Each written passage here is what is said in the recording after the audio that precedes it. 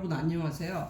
며칠 전에 올렸던 영상 중에 그 섣불리 자기 학원 강사가 자기 학원 차려서는 안 되는 이유 뭐 그거에 말씀드렸는데 그게 인기가 좋더라고요. 그렇지만 그것을 제외한 모든 것에서 저는 항상 뭐라고 말했냐면 자기 학원을 차려라 라고 말을 했고, 저는 본인의 비즈니스를 하는 사람이 결국은 승자가 된다라는 생각이거든요. 오늘은 그러면 왜 여러분이 본인의 학원을 나와서 차려야 하는가? 어느 정도 때가 되면 남의 학원에서 아무리 큰 학원이라고 할지라도 남의 학원에서 일을 하다가 때가 되면 나와서 본인의 학원을 차려야 되는 이유에 대해서 말씀드리겠습니다. 제가 그거에 대해서 한번 생각을 해봤는데 이런 거예요.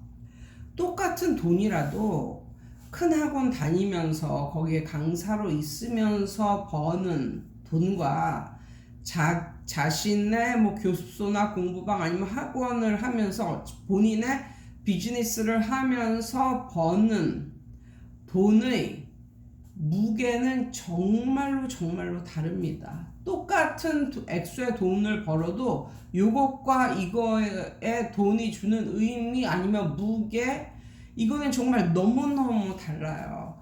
왜냐하면 큰 학원에 그 일원으로서 강사로서 이제 다니는 사람들을 보면 뭐를 위해서 돈을 쓰냐면요, 그 본인이 속해 있는 학원의 위상, 격을 높여주기 위해서 어쩔 수 없이 돈을 써야 되는 경우가 굉장히 많습니다. 그러니까 똑같은 돈을 벌어도 여자 같은 경우 의상이라고 말을 했어요. 우리는 의상, 옷이 아니라 의상. 예. 특히 막 초등학교 아니면 중학교 요 정도 가르치는 선생님들은 정말 의상을 잘 갖춰 입어라 라는 말까지 했었어요. 의상, 옷이 아니라 의상. 어떤 느낌인지 아시겠죠? 왜냐하면 애들이 어릴수록 선생님이 예쁘고 젊고 뭐 요런 걸 또 좋아하니까, 선호하니까. 그래서 저는 그 강사들도 아무리 똑같은 실력이지만 확실히 20대에서 30대 초반 정도의 강사들은 프리미엄을 먹고 들어가는 게 반드시 있다고 봅니다. 1차적으로 애들이 좋아해요. 이 얼마나 예쁘고 싱그럽고 그렇습니까? 거기다가 옷까지 딱 받쳐주면, 비주얼적인 게 딱 받쳐주면 정말 뭐 애들이 뭐 그렇게 선생님의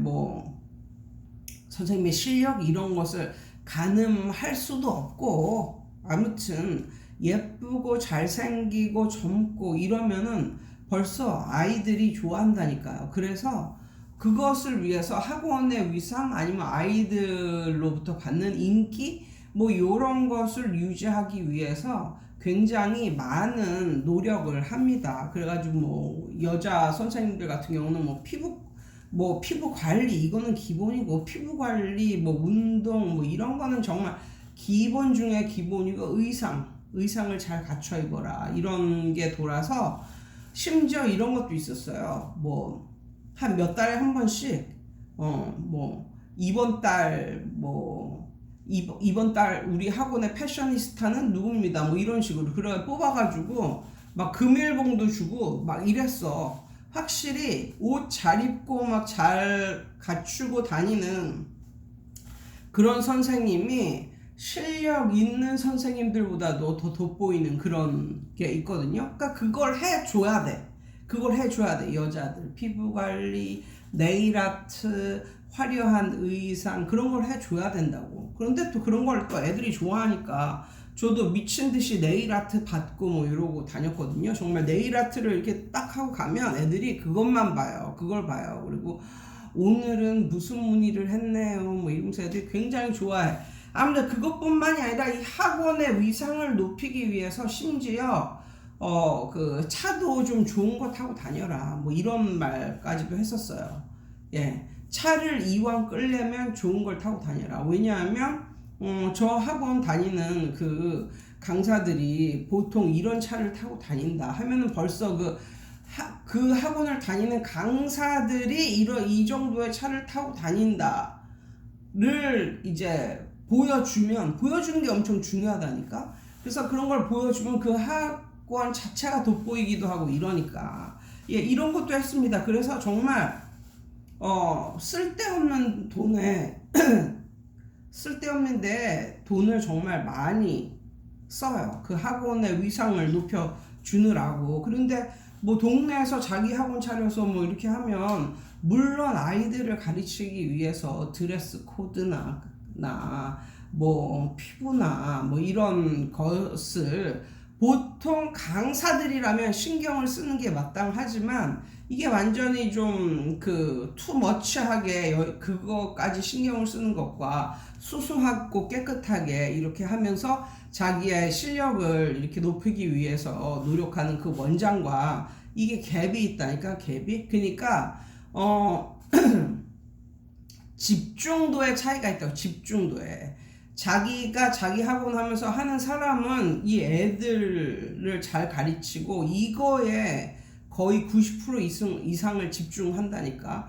그런데 큰 학원이나 이런 데 이제 소속되어 있는 사람들은 어차피 애들 가르치는 거는 한 학년, 찍혀야 두 학년 이렇게 가르치기 때문에, 그것도 비슷한 레벨을 가르치기 때문에 한 몇 년 하다 보면 정말 책을 안 들여다보고 들어가도 할 수 있는 그런 지경이 이제 되기 때문에 이 실력을 갈고 닦는 이것을 위해서 포커스를 맞추기보다는 어떻게 됩니까?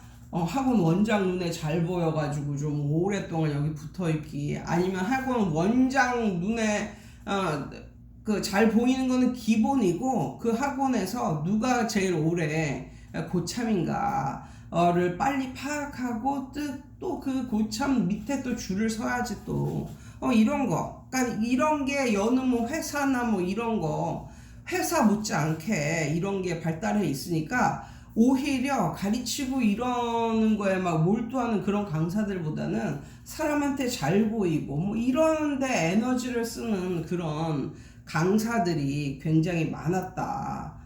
예, 그래서 같은 돈을 벌어도 자기 학원 해서 199 뭐 이런 사람들은 좀 돈을 좀 의미 있게 그래도 이렇게 쓰는데, 여기서 똑같은 돈을 벌더라도 자기 치장하고 학원의 위상을 높이고 뭐 이런 식으로 하면서 돈을 쓰는 그런 거는 돈의 무게가 정말 다르겠죠.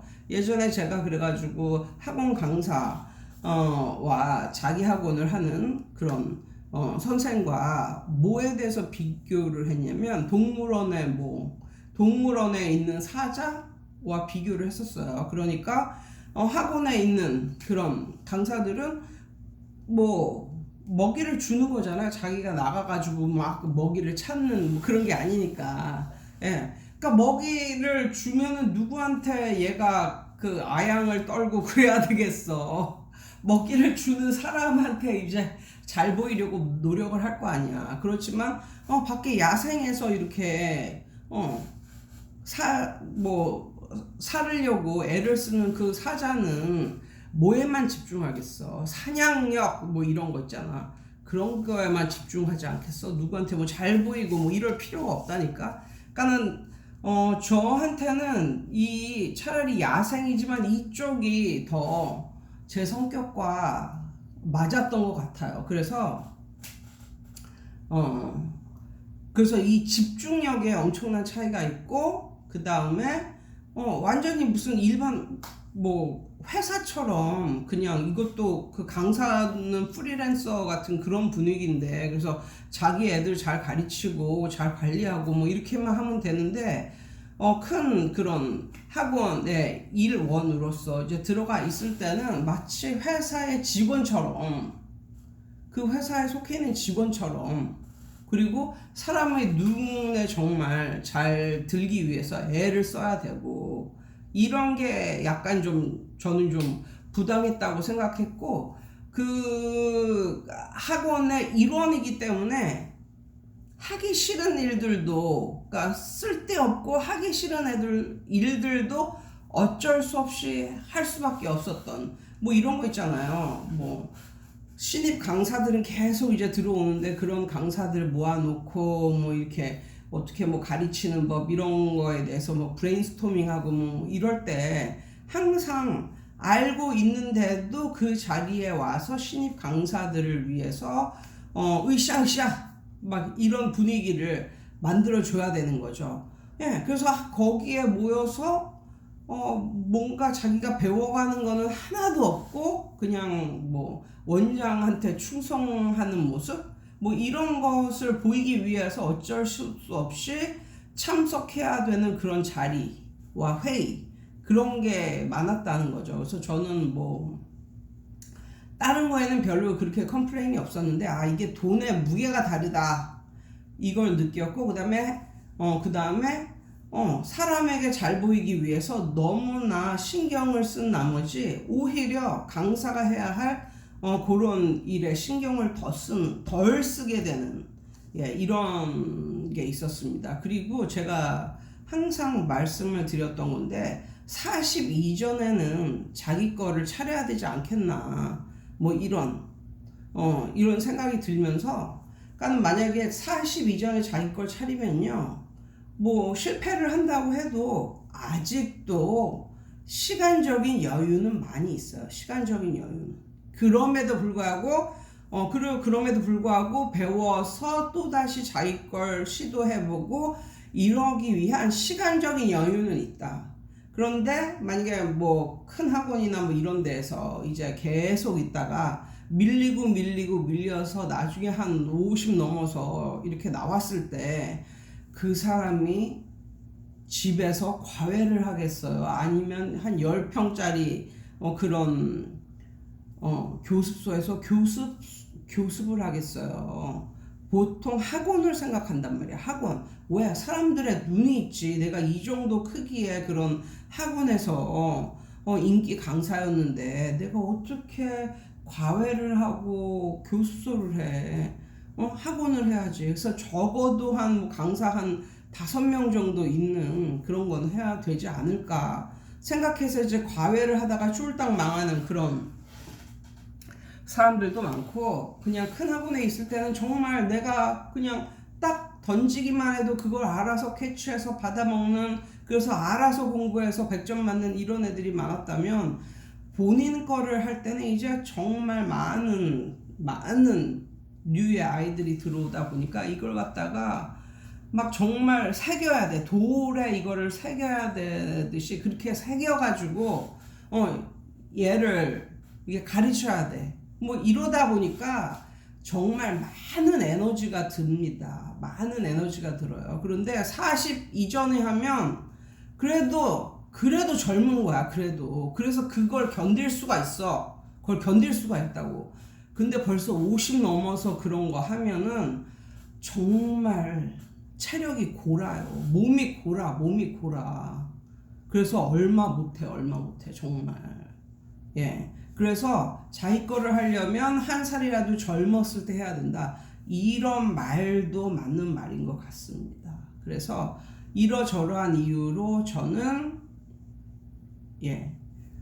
제가 내린 결론은 때가 되면 40 이전 늦어도 40 이전 때가 되면 나와서 자기 거를 차리는 게 맞는 것 같고 그런 선생님들이 롱런을 해요. 이런 선생님들.